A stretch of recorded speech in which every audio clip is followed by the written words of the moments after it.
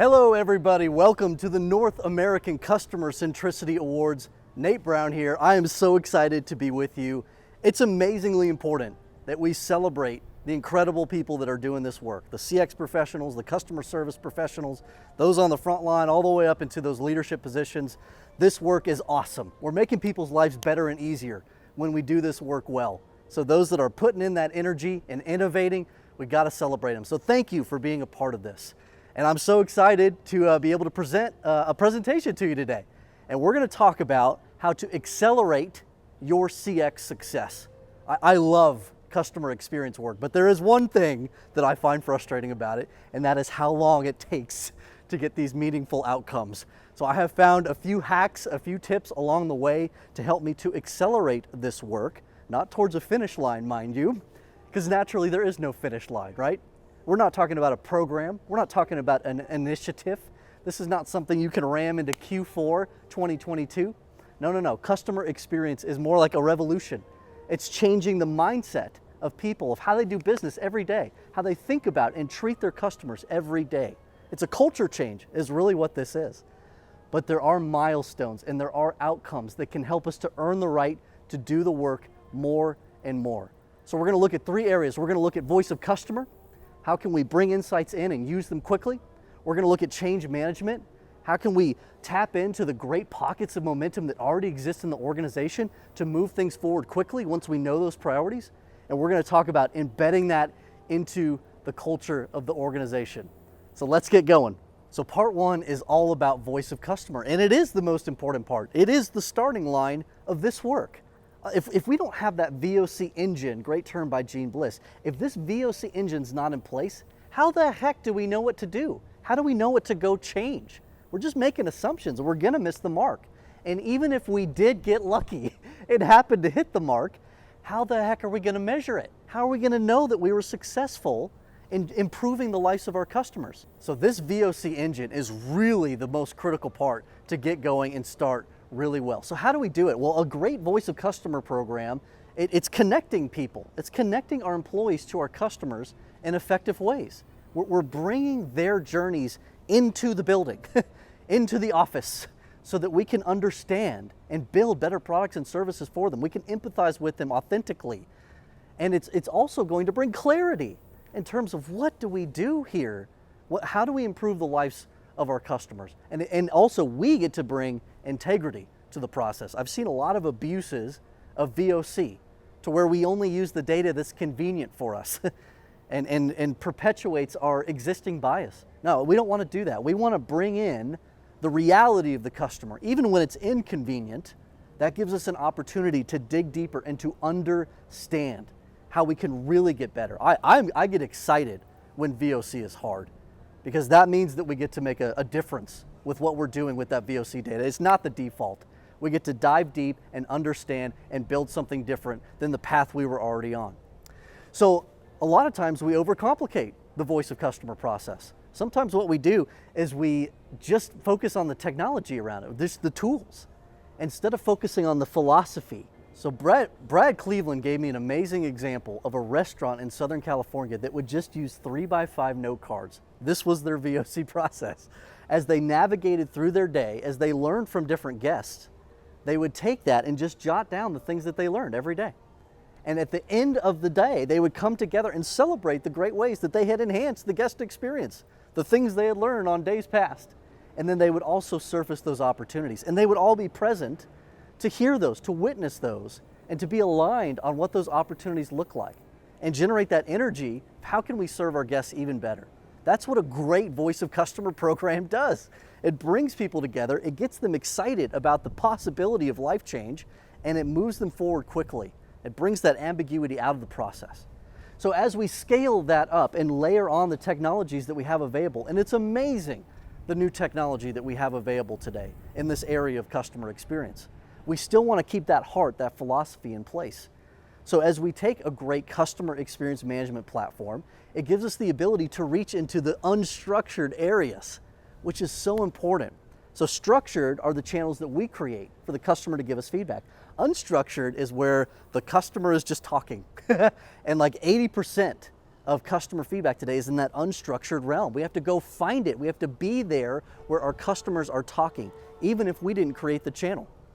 So it's harder to go find it, but it's a lot easier now to then take it and bring it in a meaningful way. Whether it's text, whether it's video snippets, whatever that is, we could get much more data, a higher quality of data, and we could do something meaningful with it. We can bring it into our centralized engine, we can tag it, organize it, and measure customer sentiment so quickly, so much faster than we could ever do before, by not being dependent on those structured channels.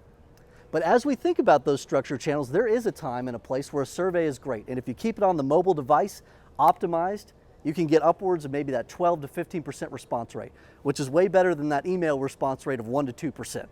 So there's a time and a place for that. But an even better structured channel for many of us is going to be something like a user community, where we're bringing our customers together and we're asking them questions and generating robust dialogue in an environment where we get to source that. We get to participate with them in this collection of feedback, have them test things, and also the galvanization that comes from the customers being a part of this community with each other. The sense of identity that they get from that is just awesome. So that's voice of customer on steroids. So using things like that user community, reaching into these unstructured areas, that's going to accelerate your VOC engine so much and bring great integrity to the process. So the next part in accelerating your CX success, we just stood up a great VOC engine. We're getting better data. We're getting that faster. Now we know what to do. We've established these priorities. So how do we get some serious momentum going with these known priorities? We got to bring in great change management, great project management.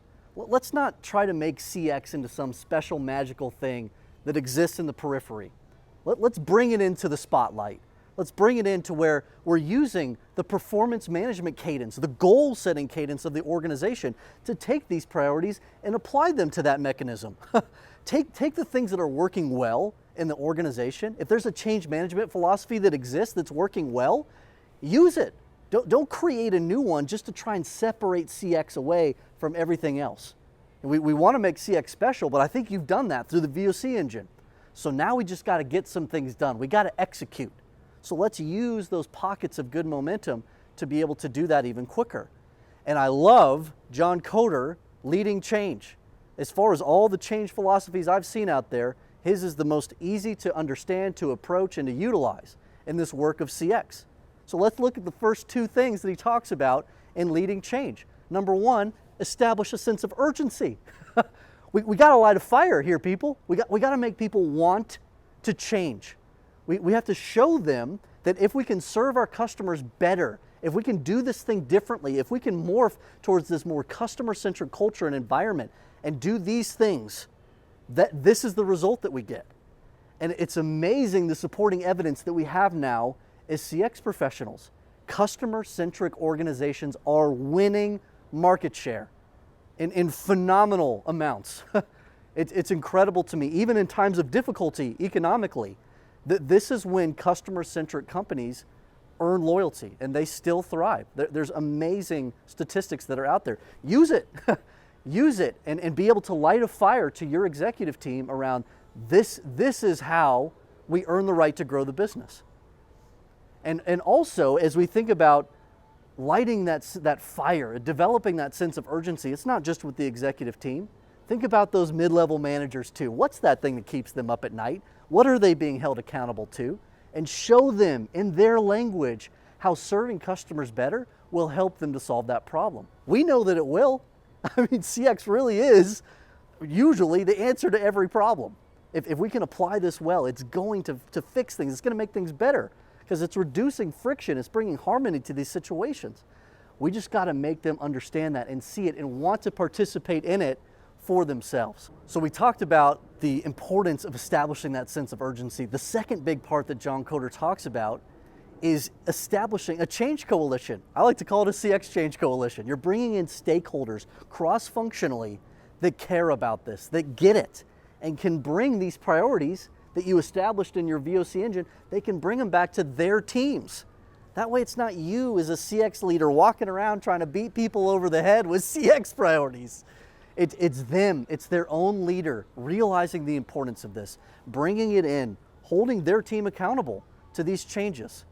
That's how the work gets done inside of that CX Change Coalition. People ask me all the time, where does CX belong in the organization? Where does the CX leader sit? I almost don't care. I've seen it done so well through marketing, through its own function that reports directly to the CEO, through like a strategic operations group. If you have a great CX Change Coalition, that's what matters. And if you don't, it almost doesn't matter where CX sits because it's going to be on an island. So develop that CX Change Coalition. Next, we're going to find friction. That's how we accelerate this work. So the third big thing here is to be able to reduce friction. Reduction of friction is such a critical thing in this work of customer experience, and knocking down these barriers is how we accelerate the work. It's finding these hurdles to people being able to serve customers well and eliminating them. A lot of times this friction can be found in our tool sets. The average enterprise organization has 464 tools inside their company, and like 38% of these are customer facing. So it's an absolute mess what we've created with these tool sets. That comes from the Cloud Security Alliance report. So we gotta bring some harmony into this situation as a CX leader and allow the customer's information to flow through. Allow people to know and to understand that customer's journey better so that they can serve that customer more effectively in real time. So finding pockets like that where friction exists and being able to eliminate that friction, that's going to accelerate the work so much. Being able to pause some of that futuristic, hey, let's build this new thing for the customer. Pausing some of that to go back and eliminate these friction pockets, it's going to be worth it almost every single time. It will make you be able to do more things, bigger things, better things into the future. So think about that CX Change Coalition. Think about how you can establish a sense of urgency, and then think about how you can unlock an army of friction fighters to go and find this friction, eliminate it, and bring harmony to the work of CX across the organization. So the last big thing I want to talk about as we think about accelerating your CX success, it's embedding it into the fiber, into the culture of the organization. We can do all the right stuff as CX professionals, but if we don't do this, if we don't bring it into the heart of our people, we're not going to go anywhere with it. It's just going to be empty, soulless work that won't be sustainable over time. It won't feel right. But this is how we make it stick and how we make it personable and scalable by the employees who are doing the work every day. I love Denise Leon in her metaphor of we as an organization, we give a gift to our employees every day. We're giving them a gift. And that gift is the only thing that they can pass on to their customer. So if that gift is messed up, it's inauthentic, it's not wrapped well, it's different every day, you have no idea if your leader's going to come in all moody and mad that day, you have no idea if the organization's going to keep its promises to you, that's what you have to pass on. So we want to make sure that that gift that we give our people is lock solid. The next thing we want to look at is the circle of psychological safety that Simon Sinek talks about. Our people can't think about our customers, they can't serve them well consistently if they have to be in a state of protecting themselves, if that circle of safety isn't around them. If they're worried about a knife in the back from their peer, from their leader, from the organization, they can't look forward to the customer. So we have to establish that trust. Trust is so critical, not just to the customer relationship, but internal to the relationship with our own people first. And then that gift is extended. So such an important thing to be able to establish. The final thought I want to leave you with is a psychological tidbit, and it's this idea of being the guide.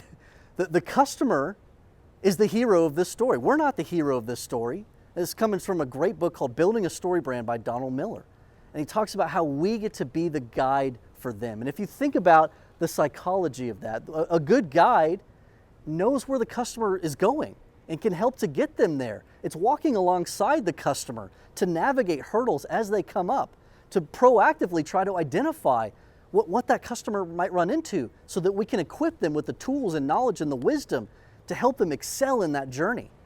If we can bring that mentality to our people, that's going to accelerate your CX results so much.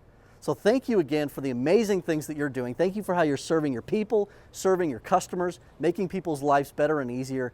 Thank you to the North American Customer Centricity Awards for celebrating these amazing folks. Congratulations to all the winners and all those nominated. Have an amazing day. Thank you.